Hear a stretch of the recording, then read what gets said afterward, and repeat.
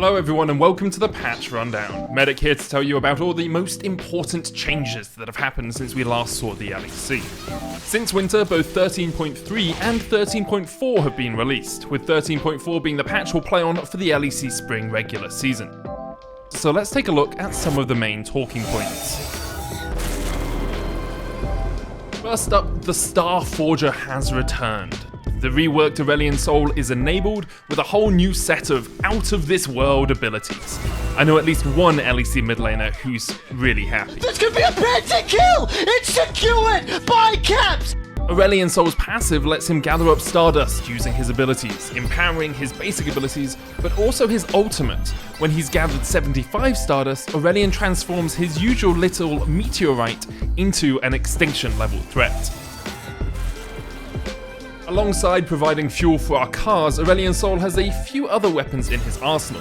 His Q is a channeled laser that causes max health damage, his E is a black hole and not the nice type like in Interstellar.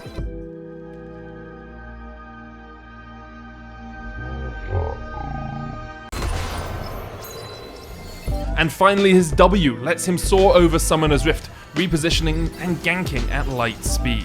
Moving on, Maokai has finally been axed. The tree has fallen from 100% presence to only 15% in major regions in 13.4, due to damage and cooldown nerfs on his saplings. If a Maokai dies in the forest and nobody hears it, do we even care?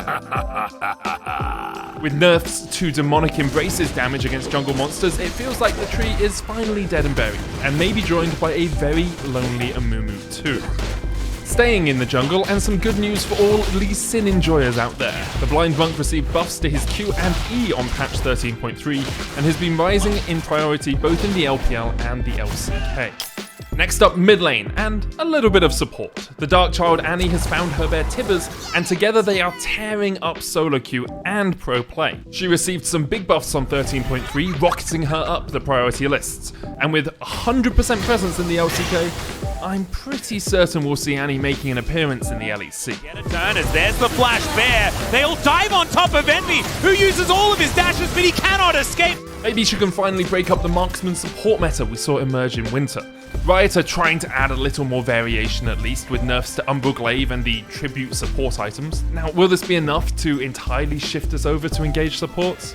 Only time will tell, but I think we'll keep seeing some range supports for a while to come.